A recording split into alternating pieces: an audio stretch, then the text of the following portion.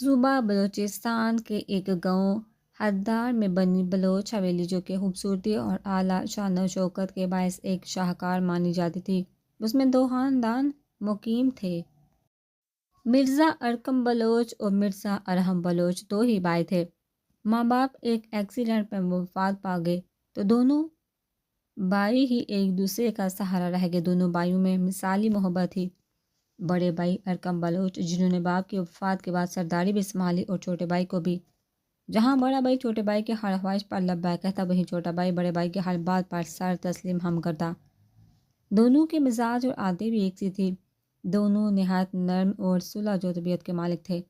ارحم بلوچ کی اہلیہ رخسار بیگم تھوڑی کرہت طبیعت کے مالک تھے، جبکہ ارحم بلوچ کی اہلیہ ناز ارحم کی طرح ہی نرم اور سلجھے مزاج کی تھی۔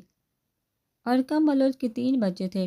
سب سے بڑا بیٹا 27 سالہ مرزا اورحان بلوچ، جو 2 سال قبل لندن سے MBA کر کے لوٹا تھا اور شہر میں اپنا بزنس قائم کر چکا تھا، جس نے محض 2 سالوں میں ہی خاصی بلندی حاصل کر لی تھی۔ اس کے ساتھ ساتھ وہ قوم میں اپنے باپ اور چچا کا بوجھ کم کرنے کی خاطر زمینوں کا حساب کتاب پر بھی نظر ڈال لیتا اور کبھی کبھار زمینوں کا چکر لگا لیتا۔ 2 سال قبل اس کی زندگی میں ایک ایسا واقعہ رونما ہوا جس نے اس کے بے رنگ زندگی میں خوشنما رنگ بکھیر دیے، پر کب یہ خوشنما رنگ سیاہ بہتی کے سیاہ رنگوں میں بدلے پتہ ہی نہ چلا۔ اس کے بعد اب تک کسی نے بھی اورحان بلوچ کے ہونٹوں پر مسکراہٹ نہیں دیکھی تھی۔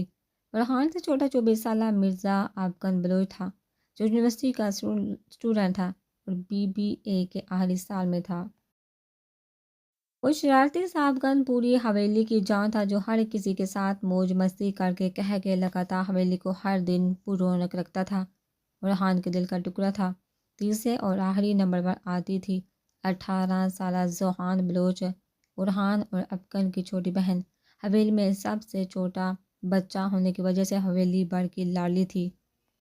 وہ اتنی خوبصورت، معصوم اور نازک سی تھی کہ بے سہاتا اس پر پیار آتا تھا۔ وہ گاؤں کے ہی ایک کالج میں زیر تعلیم تھی، جو کہ اس کے بابا سائن نے ہی بنوایا تھا تاکہ گاؤں کی بچیاں تعلیم حاصل کر سکیں۔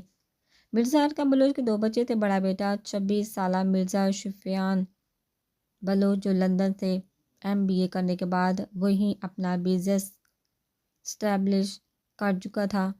ایک سفر کے دوران وہ ایک ایسے حادثے کا شکار ہو گیا جس نے اس کی زندگی بدل ڈالی۔ نہ صرف اسے ایک ٹانگ سے محروم کر دیا، بلکہ اس کا دل بے دردی سے توڑتے ہوئے اس کا محبت پر سے اعتبار بھی اٹھ گیا تھا۔ آپریشن کے بعد 6 ماہ بستر پر رہنے کے بعد وہ وہیں مقیم ہو چکا تھا۔ پاکستان واپسی کا اس کا کوئی ارادہ نہ تھا۔ وہ اپنے غم اپنے تک محدود رکھنا چاہتا تھا، پر افغان کی ناگہانی موت نے اسے مجبور کر دیا پاکستان کا رخ کرنے پر۔ شفان سے چھوٹی 23 سالہ رومیسا تھی، جو ماسٹر کی اسٹوڈنٹ تھی۔ یہ تھا بلوچ حویلی میں مقیم چھوٹا سا خاندان، جہاں کے ہنستے بسے لوگوں کو کسی کی نظر لگ گئی تھی۔ نیم تاریک کمرے کے کونے میں سکر سمٹ کر بیٹھی وہ حساسہ لڑکی، یہ کسی مردے کا گمان ہوتا تھا۔ انتہائی سفید رنگت میں زردی گل کر اسے ایک لاش بنا رہی تھی۔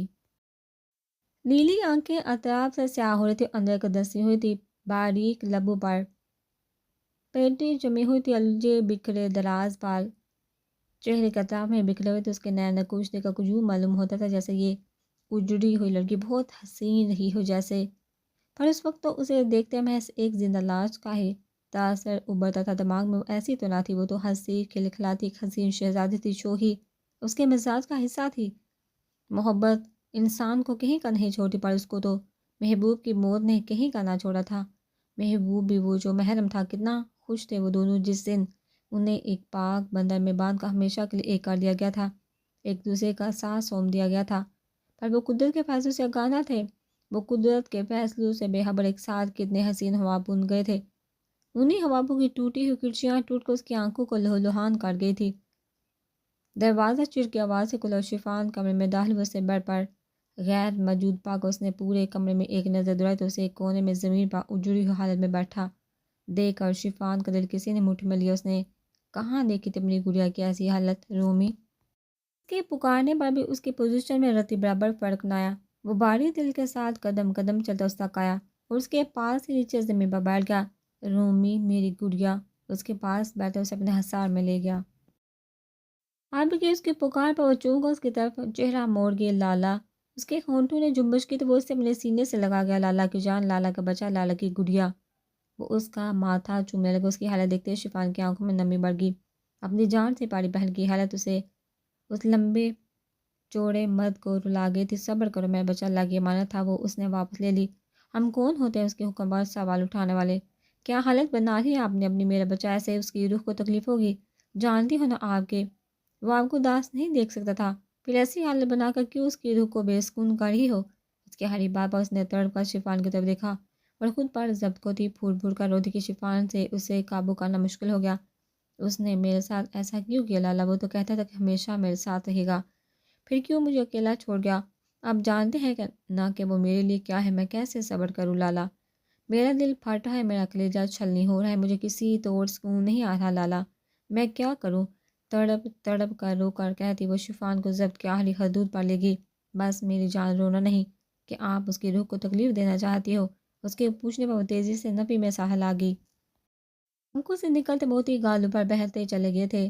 تو پھر آنسو مت بہاؤ، آپ نہیں روئے گی نا میری گڑیا؟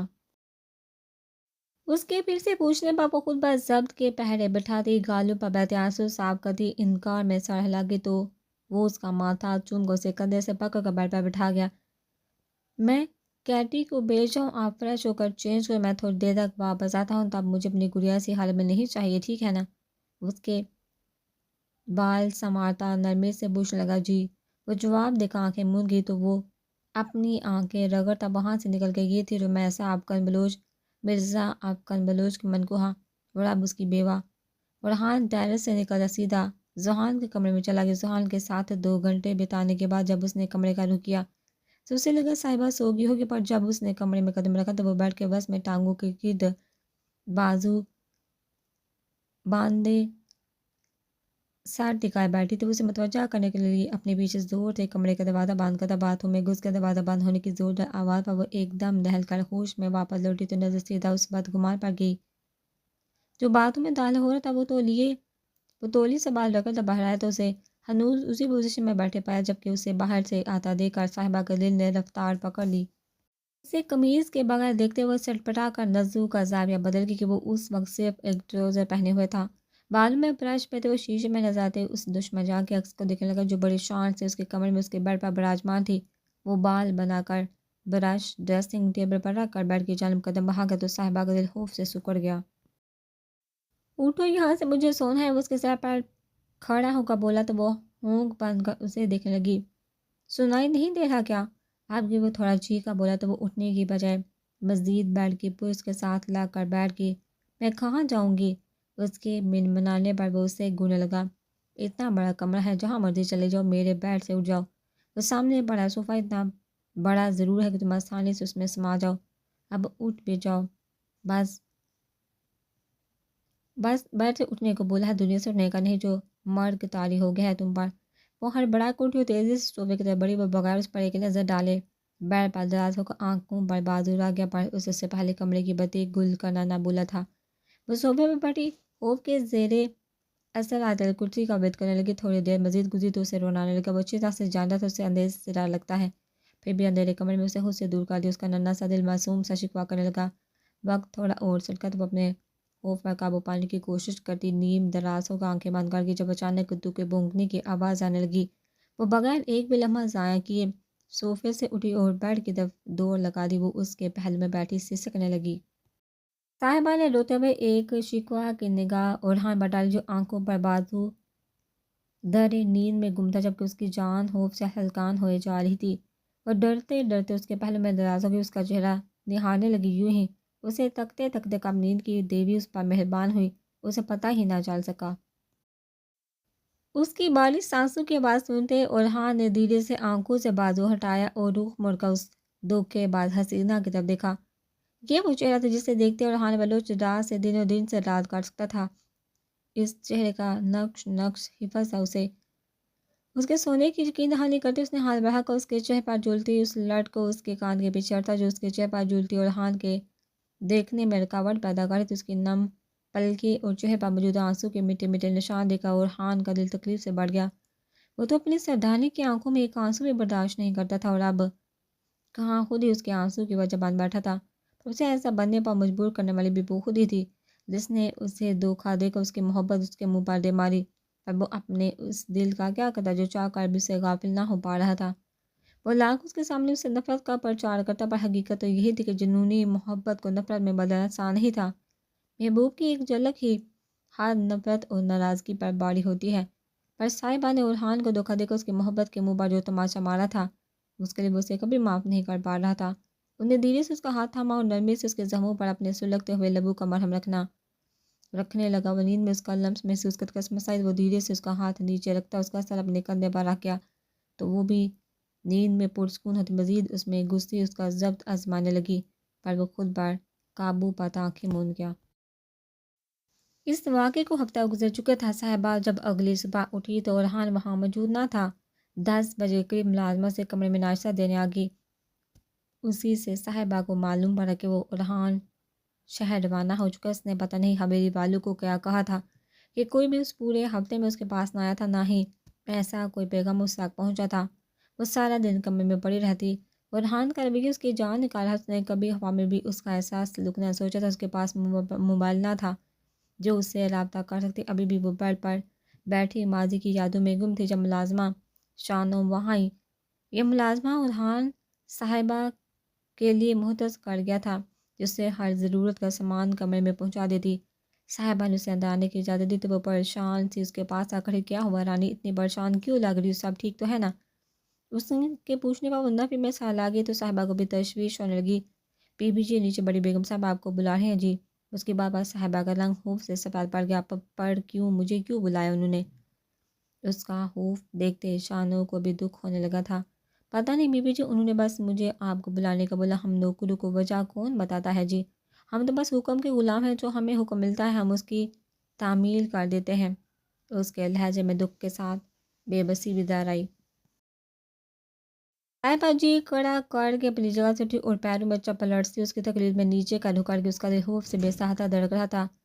دالان میں طاہر رکا، اس کی نظر رخسار بیگم پر پڑی جو چہرے پر غیظ و غضب لیے کھڑی تھی۔ ان کے ساتھ ہی ان کی ملازمہ خاص رانی چہرے پر مکروہ مسکراہٹ سے چاہے اسے کمینگی سے دیکھ رہی تھی۔ آگے آؤ لڑکی سے ایک جگہ پر ہی جمع دے کر رخسار بیگم نے کرہت آواز میں اس پر حکم صادر کیا تو وہ ہلک تڑکتی دھیرے دھیرے ان کی طرف بڑھنے لگی اور ایک مناسب فاصلے پر جا کھڑی ہوئی۔ کتنے دن کمرے میں بیٹھ کر مفت کی روٹیاں توڑو گی؟ کوئی چاؤ سے نہیں بیاہ کر لائی گئی تم؟ خون بہا میں آئی ہو، اس لیے بہتر کہ اپنے اوقات نہ بولو۔ اب کچن میں دفع ہو اور سارا کچن صاف کرو۔ سستی دکھائے تو انجام کی ذمہ دار تم خود ہوگی۔ پھر ان کی بات پر وہ خود بس ضبط کرتی لب بھیج گئی اور رانی کے اشارے پر اس کے پیچھے کچن میں چلی گئی۔ کچن کی حالت دیکھ کر اس کا سر چکڑا گیا۔ اسے لگا جیسے جان بوجھ کر اس سے زیادہ کام کمانے کی خاطر یہ سارا گند پھیلایا گیا ہو۔ اس نے تو کبھی کسی کام کو ہاتھ بھی نہیں لگایا تھا۔ اللہ کا نام لیتے اس نے دوپٹہ کمر پر باندھا اور کام میں جٹ گئی۔ صبح سے اس نے کچھ نہ کھایا تھا اور اب رات ہونے کو آئی تھی۔ اس نے جلدی ہاتھ چلا کر کام جلدی ختم کرنے کی کوشش کی۔ کام ختم ہوتے اس نے شکر کیا اور اوپر اپنے کمرے کی طرف بڑھنے لگی۔ ابھی وہ سیڑھیوں پر ہی پہنچی تھی کہ رخسار بیگم اسے پھر سے آوازیں دے گی۔ میں نے تمہیں کمرے میں جانے کا بولا جو تم جا رہی ہو؟ واپس آؤ اور آ کر میرے پاؤں دباؤ۔ ان کی بات پر صاحبہ کا دل چاہا انہیں ٹوک کر جواب دے، پر جانتی تھی کہ ایسا کرنے سے وہ اس کے عتاب کا نشانہ بن جائے گی جہاں اسے بچانے والا کوئی نہ تھا۔ وہ لبیں سے ان کے پیچھے ان کے کمرے میں داخل ہوئی اور ان کے لیٹنے پر ان کے پاؤں دبانے لگی۔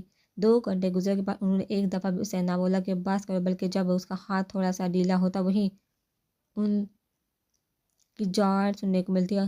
آخر کار جب وہ گہری نیند میں چلی گئی تو ان کے سونے کی یقین دہانی کرتے وہ وہاں سے نکل آئی۔ کچن کا رخ کیا کہ بھوک زوروں پر تھی۔ اس نے جلدی سے جا کر فریج کا دروازہ کھولنا چاہا، پر یہ کیا، فریج کا دروازہ ہی بند تھا۔ اس نے کچن کا جائزہ لیا تو ایک ہار پار میں صرف ایک سوکھی روٹی ہی پڑی ہوئی تھی، یہاں تک کہ سالن بھی فریج میں رکھ دیا گیا تھا۔ وہ بے دل ہو کر اپنے کمرے کی طرف بڑھی۔ ارادہ یہ تھا کہ شانو سے کہہ کر کھانا منگوا لے گی۔ اسے شانو اپنے کمرے کے باہر مل گئی۔ شانو فریج کیوں لاک ہے؟ مجھے بہت بھوک لگی ہے، پلیز کچھ کھانے کو لا دو، وہ اس سے بولتی خود کمرے میں داخل ہوگی۔ جی بی بی جی، میں ابھی لاتی ہوں، شانو کہتی نیچے کی طرف بڑھ گئی۔ صاحبہ کمرے میں آ کر فریش ہونے باتھ روم کی طرف بڑھ گئی۔ وہ فریش ہو کر باہر آئی تو شانو سر جھکا کر کھڑی تھی۔ شانو کھانا لے کر نہیں آئی تم؟ صاحبہ نے کمرے میں نظر دوڑاتے ہوئے کہا۔ وہ بی بی جی، بڑی بیگم صاحبہ نے فریج کو تالا لگوا دیا ہے جی، اور آپ کو کھانا دینے سے منع کر دیا جی۔ وہ بیچاری خود میں ہی شرمندہ ہوئی۔ جا رہی تھی، اچھا ٹھیک ہے تم جاؤ یہاں سے۔ اس کے جانے کے بعد وہ اونھے موبائل پر گر گئی اور سونے کی کوشش کرنے لگی، پر خالی پیٹ کیسے نیند آتی۔ وہ بھوک سے تانگا کا اٹھ بیٹھی، گھڑی پر وقت دیکھا تو گھڑی 12 کا حصہ عبور کرتی ہوئی نظر آئی۔ اس نے سر پر پڑا دوپٹہ گلے میں ڈالا اور نیچے چلی گئی۔ نیچے کی ساری لائٹیں بند تھی، بس ایک ہی لائٹ جاری تھی۔ وہ عدالت کرسی کا بدقتی کچن کی طرف آئی، انہوں نے کچن کی لائٹ جلا کر ایک دفعہ پھر فریج کا جائزہ لیا، پر وہ اب تک لاک تھی۔ ہاٹ پاٹ کھول کر دیکھا، وہی سوکھی روٹی ویسے ہی پڑی تھی۔ انہوں نے گلاس پکڑ کر ٹوٹی سے پانی ڈالا اور وہ روٹی بھی ایک پلیٹ میں رکھ لی اور اللہ کا نام لیتے وہ روٹی کھانی شروع کر دی۔ وہ چھوٹے چھوٹے نوالے لے رہی تھی، پر بغیر کسی سالن کے وہ خشک سادہ روٹی اس کے گلے میں اٹک رہی تھی۔ اس نے آنکھوں میں نمی چمکنے لگی، پر بھوک ایسی تھی کہ ہاتھ پیچھے کرنے کا دل ہی نہیں چاہ رہا تھا۔ وہ ایک ہاتھ سے آنکھوں سے بہتے آنسو صاف کرتی، دوسرے ہاتھ سے روٹی کے نوالے منہ میں رکھ رہی تھی، بیچ میں پانی کے چند گھونٹ بھر کے حلق تار کر لیتی۔ یہ کیا کھا رہی ہو تم؟ اپنی ایل پیچھے ارحان کی آواز سنتی وہ ایک پل کو اپنی جگہ پر ساکت ہوئی، پر اگلے ہی پل دوبارہ اپنے کام میں مصروف ہو گئی۔ وہ شہر سے ابھی حویلی پہنچے تو اس سے پہلے کہ وہ اوپر واقع اپنے کمرے کا رخ کرتا، اس کی نظر کچن کی جلتی لائٹ پر پڑی۔ اس کے قدم بے ساتھ اس سمت اٹھنے لگے۔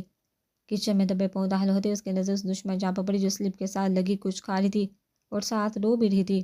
اسے روتے دیکھ اس کا دل بے چین ہوا تھا، تو وہ قدم بڑھاتا اس کے عین پیچھے جا کھڑا ہوا، پر اسے پانی کے ساتھ روٹی کھاتا دیکھ کر ارحان بھونچکا کے رہ گیا اور سوال داغ بیٹھا۔ پر وہ ایک پل کو رکتی دوبارہ روٹی کھانے لگتی۔ اسے جواب دینا ضروری نہ سمجھا۔ میں کچھ پوچھا ہوں تم سے؟ اب کے صاحبہ نے جواب دینا چاہا، پر حلق میں آنسو کا گولا اٹک گیا۔ اس نے ہچکی لی تو وہ بے ساہتا پانی والا گلاس تھام کر اس کے منہ سے لگا کے اس کے انداز سے تفکر جھلک رہا تھا، جسے محسوس کر کے وہ ضبط کھوتی پیچھے مڑ کر ایک دم اس کے گلے لگتی پھوٹ پھوٹ کر رو دی۔ اس کے رونے پر ارحان کا دل گھبرانے لگا۔ ہوا کیا ہے؟ کیوں اس طرح رو رہی ہے؟ کچھ بتاؤ گی بھی یا نہیں؟ وہ اسے پیچھے ہٹانے لگا، پر وہ سختی سے اس کے گرد بازو حل کر گئی۔ ارحان نے اسے کچھ دیر ایسے ہی رہنے دیا، پھر پیچھے ہٹایا تو اب کی بار وہ بھی پیچھے ہٹ کر کھڑی ہو گئی۔ بتاؤ مجھے صحیح صحیح کہ کیا ہوا؟ وہ اس کا چہرہ ہاتھوں میں بھر اس کے آنسو پونے لگا۔ بھوک لگی ہے؟ وہ نظر جھکا کر ایسے بولی تھی جیسے کوئی مجرم، جیسے کوئی جرم سرزد ہو گیا ہو۔ بھوک لگی تھی تو فریج میں اتنا کچھ پڑا ہوتا ہے، کچھ بھی کھا لیتی۔ یہ سوکھی روٹی کیوں کھا رہی ہو؟ وہ جانتا تھا کہ وہ بھوک کی بہت کچی سے 8 گھنٹے بعد ہی کھانے کے لیے کچھ نہ کچھ چاہیے ہوتا ہے۔ وہ چاندی کو ہاتھ تاکید کر کے گیا تھا کہ ہر کچھ دیر بعد اسے کھانے کے لیے کچھ نہ کچھ دیتی رہے۔ فریج لاک ہے اور کچن میں کھانے کے لیے بس یہ روٹی ہی تھی۔ اس کی بات سنتا ارحان شاک میں چلا کہ بھلا ایسے کیسے ممکن تھا؟ ایسا آج تک نہ ہوا تھا۔ اس سے چھوٹا فریج کی طرف بڑا، پر اسے لاک دیکھتے اس کا دماغ گھوم گیا۔ وہ ساتتے بلی اس کا ہاتھ پکڑ اسے دلان میں لے آیا۔ رانی رانی اس کی دار پر رانی سوئی جاگی کیفیت میں حامدی کامتی وہاں حاضر ہی۔ جی سردار، وہ ہاتھ بڑھا کر سر جھکا گئی۔ فریج کو تالا کس نے لگایا؟ اس کے کڑے تیور رانی کو ہلانے لگے۔ بڑی بیگم صاحبہ کے کہنے پر لگایا تھا سردار جی۔ اس کے جواب پر ارحان آنکھیں زور سے میتا اپنا غصہ قابو کرنے لگا۔ 1 منٹ کے اندر فریج کی چابی میرے ہاتھ میں ہونی چاہیے، اس کے حکم پر رانی چراغ کی جن کی طرح غائب ہو کر منٹ سے پہلے ہی حاضر ہو کر اسے چابی تھما گئی۔ کمرے میں چلو تم۔ اس کے کہنے پر وہ وہاں سے نکل گئی۔ کمرے میں آ کر وہ منہ دھوتی بیڈ پر بیٹھ گئی۔ اسے ارحان کا دھوپ چھاؤں سا رویہ سمجھ نہیں آ رہا تھا۔ دروازہ کھلنے کی آواز پر اس نے دروازے کی سمت دیکھا جہاں سے وہ پتھریلے ساتھ چہرے پر سجائے ہاتھ میں ٹرے پکڑے کمرے میں داخل ہو رہا تھا۔ انہوں نے ٹرے لا کر صاحبہ کے سامنے رکھا اور خود باتوں میں چلا گیا۔ ٹرے میں تازہ روٹیاں، گرم سالن، سلاد، کھیر، بوتل پانی کا ایک گلاس دے کر اس کی بھوک چمک گئی، پر وہ ویسے ہی بیٹھی۔ وہ نہا کر باتھ روم سے باہر نکلا تو وہ کھانا جوں کا تو پڑا ہوا تھا اور خود وہ بیڈ سے ٹیک لگا کر اونگنے میں مصروف تھی۔ کھانا کیوں نہیں کھا رہی تم؟ اس کی کڑک آواز پر وہ ہڑبڑا کر ہوش میں آئی۔ کچھ نہیں کھانا۔ وہ چپ چاپ اس کے انداز دیکھنے لگا۔ ایک تو چوری، اوپر سے سینہ زوری، مجھ سے اکیلے کھانا نہیں کھایا جاتا۔ اس کے بعد وہ آبرو اچکا گیا تو نیچے اکیلی کھڑی کس ہوائی محلوں کے ساتھ مل کر دعوت اڑا رہی تھی جو اب اکیلے نہیں کھایا جائے گا۔ صاحبہ نالا نظر سے اسے دیکھنے لگی، پر مقابل کو جیسے پرواہ ہی نہ تھی۔ اس نے کھانے والا ٹرے اٹھا کر سائڈ پر بڑھ کر آنکھوں پر بازو رکھ کر لیٹ گئی۔ اس کی ضد پر ارحان تیش میں اس کی طرف لپکا، اسے بازو سے کھینچ کر بٹھا دیا۔ کیا مسئلہ ہے؟ گیت نے نخرے کسے دکھا رہی ہو؟ چپ کر کے کھانا کھاؤ، ورنہ آج کے بعد مجھ سے کسی اچھے کی امید مت رکھنا۔ کہنے کے ساتھ ہی وہ اس کے پاس بیٹھا کھانے کی طرف ہاتھ بڑھا گیا۔ وہ پھر بھی اسی طرح بیٹھی تو ارحان نے ایک کڑی نظر اس پر ڈالی اور ہڑبڑا کر جلدی سے کھانا شروع کر دیا۔ پھر جب تک وہ کھاتی رہی ارحان بھی اس کے ساتھ دیتا رہا۔ کھانے کے برتن اٹھا کر صاحبہ رکھتی وہ بیڈ کی طرف آئی تو وہ آنکھوں پر بازو رکھ کر رخ موڑ کر لیٹ چکا تھا۔ وہ بے دلی سے خود بھی اس کی طرف چہرہ کرتی سونے کی کوشش کرنے لگی اور جلد ہی نیند کی وادی میں اتر گئی تھی، کیونکہ اس کے انگ انگ میں تھکاوٹ اتری ہوئی تھی۔ صبح اس کی آنکھ کسی کے جھنجھوڑنے سے اٹھی تھی۔ اس نے منہ بناتے ہوئے اپنی مندی مندی آنکھیں کھولی تو مقابل کے تاثر دیکھ کر اس کی ساری نیند ایک مال میں ہی اڑ چو ہوگی۔ وہ ایک دم سے لیٹنے سے اٹھ کر بیٹھنے لگے تو اس کے بال سرہانے پڑے، تارے موتی لگے دوپٹے سے اٹک گئے۔ وہ کرا کر رہ گئی جبکہ وہ اسے خونخوار نگاہوں سے گھور رہا تھا۔ صاحبہ نے ہوش کو بڑھتے ہونٹوں کو زبان پھیر کر تاڑ کے اپنے بال چھڑواتی اٹھ بیٹھی۔ تمہارے پاس صرف 10 منٹ ہے، 10 منٹ میں فریش ہو کر جہاں موجود ہو تم۔ سمجھ گئے میری بات؟ اورحان کے پوچھنے پر وہ تیزی سے اسپاس میں سہلانے لگے۔ اسے پھر بھی ایک جگہ پر ٹک کے دیکھا، وہ آنکھیں گھما کر اسے دیکھنے لگا تو وہ اسے پیچھے ہٹنے کا اشارہ کرنے لگی۔ اس کے اشارہ سمجھ میں آتے وہ منہ بناتا ایک سائڈ پر ہو گیا، کیونکہ وہ واقعی اس کے بالکل سامنے کھڑا تھا۔ اس کے پیچھے ہوتے ہی وہ دوپٹہ اٹھا کر کندھے پر ڈالتی بیٹھ اٹھی اور ایک توبہ شکن انگراں لی۔ وہ جو چور نظر سے اسے دیکھا تھا اس کی حرکت پر ایک دم سٹپٹا کے بعد وہ لاپرواہ بنی اس کی سائڈ سے گزرتی باتوں میں بند ہو گئی۔ اس کے جانے کے بعد وہ قمیض کے گریبان کا بٹن کھولتا گہری سانس خارج کر گیا اور سائڈ ٹیبل کے دراز سے سگریٹ کی ڈبی اور لائٹر پکڑتا لان کی جانب کھلنے والی کھڑکی میں جا کھڑا ہوا۔ سگریٹ سلگاتے ہوئے اس کی نظریں لائٹر سے نکلنے والی آگ کے شعلے پر جمی تھی۔ سگریٹ سلگا کر وہ استہزائیہ انداز میں ہنس پڑا۔ اس کا دل بھی اسے سگریٹ کی طرح سلگ رہا تھا اور صاحبہ کی اس کی زندگی میں دوبارہ موجودگی نے اس کے سینے میں جلتے آگ کے شعلے کو بجھانے کی بجائے اور بھی بھڑکا دیا تھا۔ دروازہ کھلنے کی آواز پر اس نے سر جھٹک کر سگریٹ کو بجھایا اور پلٹ کر اسے دیکھنے لگا، جو ہلکا فیروزی رنگ کی سادی سی شلوار قمیض میں دوپٹہ سینے پر پھیلائے نکڑی سی کھڑی تھی۔ وہ مضبوط قدم اس کی طرف اٹھاتا بالکل اس کے سامنے آ کھڑا ہوا اور ایک تفصیلی نظر اس کے بھیگے سیاوے پر ڈالی۔ دوپٹہ سر پر اوڑھو۔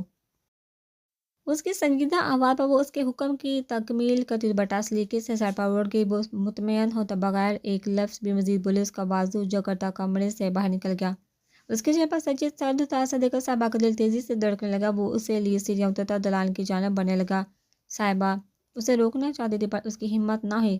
سامنے تخت پر بیٹھ کر تسبیح پڑھتی رخسار بیگم کو دیکھ کر صاحبہ کا سانس بند ہونے لگا اور اورحان نے اسے لے کر جا کر دلان کے درمیان میں اس کا بازو چھوڑ دیا۔ رانی رانی کی تیز دار پر رخسار بیگم نے حیرت سے اسے اور اس کے ساتھ کھڑی صاحبہ کو دیکھا، تبھی اس کی دار پر ہامتی کامتی رانی وہاں بھاگ آئی۔ جی چھوٹے سردار، آپ نے بلایا؟ رخسار بیگم اپنی جگہ سے اٹھ چکی تھی اور حویلی کے باقی افراد بھی وہاں موجود ہونے لگے تھے۔ میں صرف ایک دفعہ پوچھوں گا؟ رانی بالکل سچ سچ جواب دینا۔ رات فریج کس نے لاک کی تھی؟ اس کی سرد آواز پر رانی کا رنگ پھک ہونے لگا۔ وہ چھوٹے سردار، میں نے کہا رانی مجھے بالکل سچ سننا ہے۔ اسے منہ کھولتا دیکھ کر اس کی بات کاٹتے اپنی بات پھر سے دہرا گیا۔ شفان خاموشی سے کھڑا سنجیدہ نظر سے یہ سارا منظر دیکھ رہا تھا، جبکہ ذوحان اور ناز بیگم نے افسوس بڑی نظر سے رخسار بیگم کی طرف دیکھا۔ وہ جانتی تھی کہ ان کے علاوہ اور کسی کی حرکت نہیں ہو سکتی۔ میں نے حکم دیا تھا رانی کو ایسا کرنے کا، جو بھی بات کرنی ہے مجھ سے کرو۔ یہ بات پر جہاں رانی نے شکر کا سانس لیا وہی اورحان مٹھیاں بھینچ کر رہ گیا۔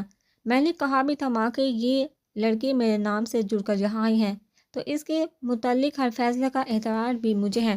جو بھی ہوا یہ مجھے جس طرح بھی میری زندگی اور اس حویلی میں شامل ہوئی، پر یہ مرزا اورحان بلوچ کی عزت اور میں اپنی عزت خراب کرنے والے کسی شخص کو معاف نہیں کروں گا۔ رانی مجھے امید ہے کہ تمہیں اپنی چوٹی بہت عزیز ہوگی، اس لیے آئندہ سوچ سمجھ کر قدم اٹھانا۔ اس کی بات پر رانی جرجری لے کر رہ گئی اور اپنی چوٹی کو بے سہارا مزید دوپٹے میں چھپا کے رخسار بیگم بہت کچھ کہنا چاہتی تھی، پر اورحان کے ساتھ وڈے کا لب پینچی اپنے کمرے کی طرف مڑ گئی۔ اس لڑکی سے تو بات میں ڈھپ دوں گی۔ اورحان صاحبہ کو اپنے پیچھے آنے کا اشارہ کرتا کمرے کی طرف بڑھا تو وہ بھی اس کے پیچھے ہی قدم بڑھا گئی۔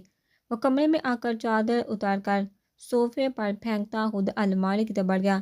صاحبہ اسے دیکھتی انگلیاں مروڑتی رہی، پھر ہمت کر کے اس کی طرف بڑھ کر اپنا کامتا ہوا ہاتھ اس کے کندھے پر رکھ کے سردار، اس بے وفا کی کامتی آواز میں بخار سن کر اورحان کا ضبط جواب دے گیا۔ اسے اسی ہاتھ سے کھینچ کر اپنے سامنے کرتے اس کی پشت الماری سے لگا گیا، جبکہ وہ اس کے جارحانہ قدم پر سختی سے آنکھیں بند کر گئی۔ کہا تھا نا مجھے متوجہ کرنے کی کوشش بھی مت کرنا، کہا تھا نا۔ پھر تمہاری ہمت بھی کیسے مجھے پکارنے کی؟ تم کسی دھوکے باز۔ وہ اس کی بات مکمل ہونے سے پہلے اس کے منہ پر ہاتھ جما گئی۔ وہ سرخ آنکھوں سے اسے دیکھنے لگا، جو نم آنکھ کے لیے مستقل جو نم آنکھیں لی مسلسل نفی میں سرحلاتی اس کی بکی ہری آنکھیں دیکھتا بہت پر سب کے بہرے بٹھانے لگا، ورنہ دل ان ہرے ابگینوں کا ہونٹوں سے چھونے کے لیے مچل رہا تھا۔ میں نے کوئی دھوکہ نہیں دیا آپ کو، نام میں بے وفا ہوں، وہ سب صرف ایک غلط فہمی۔ اس کے ہونٹوں پر شدت سے جھکتا سارے الفاظ خود میں سمیٹ گیا۔ وہ اس کا کالر مضبوطی سے دونوں ہاتھوں میں تھام گئی۔ لمحے مزید آگے سرکے تو وہ اس کی شدت سے بے حال ہونے لگی، پر اسے خود سے دور کر کے اس کی غلط فہمی اور ناراضگی کو مزید ہوا نہیں دینا چاہتی تھی۔ تبھی چپ چاپ اس کا لمس محسوس کرتی تھی، اس کی تانگ ہوتی سانسوں کو محسوس کرتے وہ تھوڑا پیچھے ہٹا اور اپنا چہرہ اس کے چہرے کے بالکل قریب کر گیا، اتنا قریب کہ اس کا ناک صاحبہ کے سوہے پڑتے ناک سے ٹکرانے لگا۔ صاحبہ اپنی اتھل پتھل ہوتی سانسوں کے ساتھ اس کی قمیض کا کالر تھامے کھڑی تھی۔ اس سے پہلے کہ کوئی اور خوبصورت لمحہ ان دونوں کے درمیان آ ٹھہرا، اورحان کے موبائل پر آتی کال نے دونوں کو ہوش دلایا۔ اورحان آہستگی سے اس سے دور ہٹا تو وہ بھی اس کا کالر چھوڑ کر اپنا دوپٹہ درست کرنے لگی۔ اورحان موبائل کان سے لگاتا بغیر اس کی طرف مڑ کر دیکھے کمرے سے باہر نکلتا چلا گیا۔ اس کے جانے کے بعد صاحبہ بیٹھ گئی تو بڑی اور لیٹ کر مسکراتی ہوئی کچھ دیر پہلے کا منظر یاد کرتی آنکھیں موند گئی۔ وہ کچن کی طرف جا رہی تھی جب ناز بیگم نے اسے آواز دی، ذوحان بیٹا، رشیدہ نے مشین لگائی ہے، کپڑے دھو رہی ہے وہ، تم ایک کام کرو، شفان کے کمرے سے اس کے دھونے والے کپڑے لا کر رشیدہ کو دے دو، کیونکہ بیٹا اتنی سیڑھیاں چڑھ کر میرے گھٹنوں میں درد بڑھے گا، اور تم جانتے ہو شفان کتنا غصہ کرتا ہے اگر کوئی ملازم اس کے کمرے میں جائے۔ ان کے کہنے پر وہ سر ہلا گئی، جی چھوٹی امی میں ابھی جاتی ہوں، کہتے وہ سیڑھیاں چڑھتے شفان کے کمرے کی طرف بڑھ گئی۔ دروازہ کھولتے محسوس خوشبو نے اسے اپنے حصار میں لیا تو وہ آنکھیں موند کر اس دل فریب خوشبو کو اپنے اندر اتارنے لگی۔ آنکھیں کھولتے اس نے سرد سانس خارج کی اور کپڑے پکڑنے ڈریسنگ روم کی طرف بڑھنے لگی۔ جب اس کی نظر سائڈ ٹیبل پر پڑے شفان کے والٹ پر پڑی، انہیں ایک چور نظر کمرے کے بند دروازے پر ڈالی، آگے بڑھ کر کانپتے ہاتھوں سے والٹ اٹھایا، ماتھے پر پسینہ صاف کرتے اس نے والٹ کھولا تو اس میں سے ایک تصویر نکل کر اس کے قدموں میں آ گری۔ نیچے بیٹھ کر وہ تصویر اٹھا کر اس کا رخ سیدھا کیا۔ تصویر پر نظر پڑتے ہی اسے لگا جیسے پہاڑ اس کے سر پر ٹوٹ پڑا ہو۔ وہ سنہرے بالوں والی ہستی مسکراتی انتہائی خوبصورت لڑکی کی تصویر تھی۔ اس تصویر کے شفان کے والٹ میں ہونے کا مطلب صاف ظاہر تھا کہ وہ لڑکی شفان کے دل میں بستی تھی۔ شاید یہ وجہ تھی جو وہ پاکستان آنے سے کتراتا تھا۔ ذوحان کو پتہ بھی نہیں چلا اور اس کی آنکھوں سے آنسو پھسلتے ہوئے آرزو پر گرنے لگے۔ دروازہ کھلنے کی آواز پر وہ ہوش میں آتی جلدی سے والٹ اور تصویر بیڈ کے نیچے پھینک گئی۔ شفان کمرے میں داخل ہوا تو اس کے سب سے پہلی نظر زمین پر بیٹھ کر آنسو بہاتی ذوحان پر پڑی۔ وہ تیزی سے اس کی طرف لپکا، کہتی کیا ہوا، اس طرح نیچے کیوں بیٹھی اور رو کیوں رہی ہو؟ اس کے پوچھنے پر خاموش نظروں سے اس کی طرف دیکھتی کہ شفان نے اسے کندھوں سے پکڑ کر بیڈ پر بٹھایا اور سائڈ ٹیبل پر پڑے جگ سے گلاس میں پانی ڈال کر اس کے ہونٹوں سے لگا گیا۔ اب بتاؤ کیا ہوا؟ جب وہ پانی پی چکی تو وہ گلاس سائڈ پر رکھتا اپنے ہاتھ سے اس کے آنسو پونچھتا اپنا سوال دہرانے لگا۔ کچھ نہیں لالا، وہ میں آپ کے گندے کپڑے لینے آئی تھی، پر ایک دم چکر آ گیا اور میں نیچے گر گئی۔ بس اس کے کہنے پر وہ فکرمندی سے اسے دیکھنے لگا کہ کوئی چوٹ تو نہیں؟ میں چلتی ہوں۔ جب دل میں بڑھتی تکلیف پر قابو پانا مشکل ہونے لگا تو وہ جانے کے لیے اٹھ کھڑی ہوئی۔ پھر وہ 4 قدم آگے بڑھی تھی جب سائڈ میں اٹھنے والی ٹیز پر بے ساختہ لڑکھڑائی۔ وہ تیزی سے اسے اپنی باہوں میں سمیٹ کر وہ بند ہوتی آنکھوں سے اسے دیکھنے لگی جہاں وہ اس کا چہرہ تھپتھپا رہا تھا۔ اس کے حصار میں کھڑے اس کا لمس محسوس کرتی وہ مسکراتے ہوئے آنکھیں بند کر کے اس کے سینے پر سر رکھی۔ بھلا اس سے زیادہ کی خواہشی کہاں تھی اسے ہوش سے غافل ہوتے دیکھ کر اسے لیے تیزی سے ہسپتال کی طرف روانہ ہوا۔